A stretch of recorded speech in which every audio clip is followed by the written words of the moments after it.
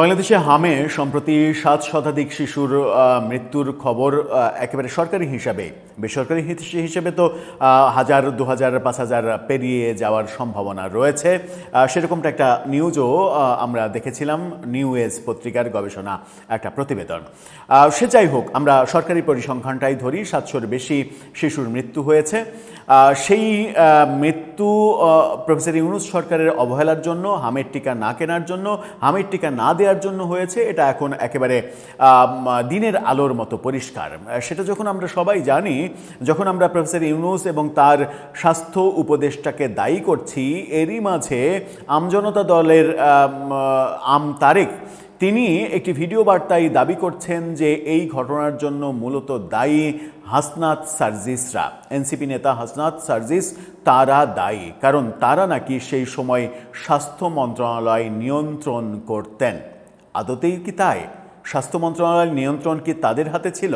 এবং যদি সেটাই সত্য হয়, বাংলাদেশের বর্তমান সরকার সেটার তদন্তে নামবে কি?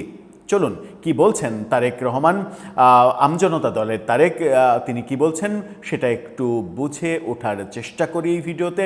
থাকবেন পলিটিক্স টিভির নিয়মিত আয়োজনে।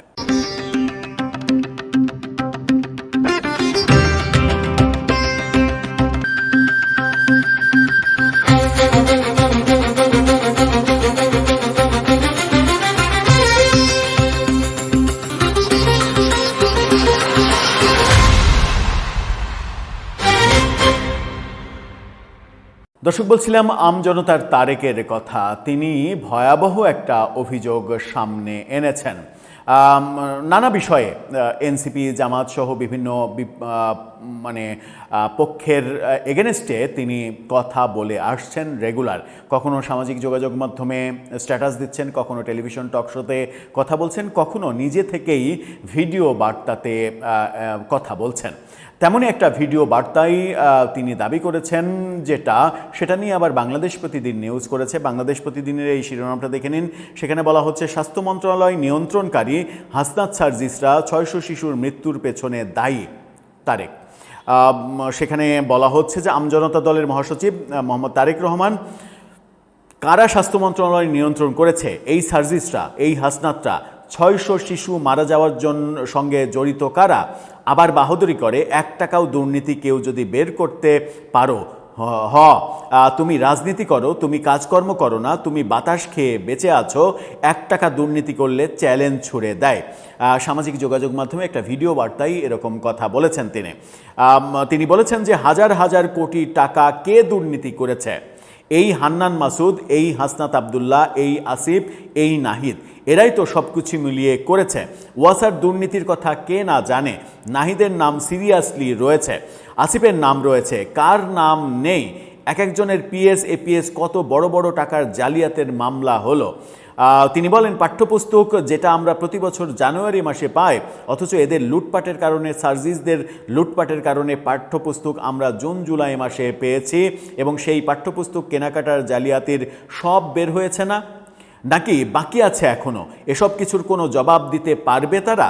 আমজনতা দলের তারেক আরও বলেন যে সবচেয়ে গুরুত্বপূর্ণ ৬০০ শিশু মারা যাওয়া, যদিও এটা ৬০০ হবে না, ৭০০-র বেশি হয়ে গেছে। কাকে দায়ী করব? কাকে দায়ী করব? তিনি বারবার বলছে, কারা সারা দেশে মাস্তানি করেছে, কারা স্বাস্থ্য মন্ত্রণালয় নিয়ন্ত্রণ করেছে? এই সার্জিসরা, এই হাসনাতরা, এরা নিয়ন্ত্রণ করেছে না? তাহলে ৬০০ শিশু মারা যাওয়ার সঙ্গে জড়িত কারা আবার বাহাদুরি করে? অর্থাৎ তিনি সরাসরি বলছেন যে স্বাস্থ্য মন্ত্রণালয় নিয়ন্ত্রণ করেছে হাসনাত সার্জিসরা, সুতরাং এই যে শিশু মৃত্যু, এই শিশু মৃত্যুর দায় তাদেরকে নিতে হবে। কেন তিনি এরকম খ্যাপাটে কথাবার্তা বলেন? সম্প্রতি হাসনাত আবদুল্লাহ সংসদে বলেছেন যে সমস্ত বাহিনী নিয়োজিত করে তদন্ত করে ১ টাকা দুর্নীতি যদি দেখাতে পারেন তাহলে আমি পদত্যাগ করব।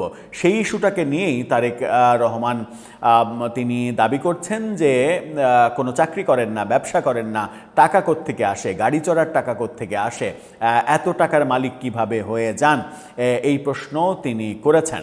প্রশ্নটা ভ্যালিড প্রশ্ন, উত্তরটা কতটা ভ্যালিড সেটাই এখন দেখার বিষয়। দর্শক, আপনার কাছেও কি তাই মনে হয়? স্বাস্থ্য মন্ত্রণালয়ে দখলবাজি, সেটা নিয়ন্ত্রণ করা, যদি সেটা হয়ে থাকে তার দায় কি এনসিপি নেতাদের উপরেও যায়? আপনার মতামত জানিয়ে লিখতে পারেন আমাদের কমেন্ট বক্সে।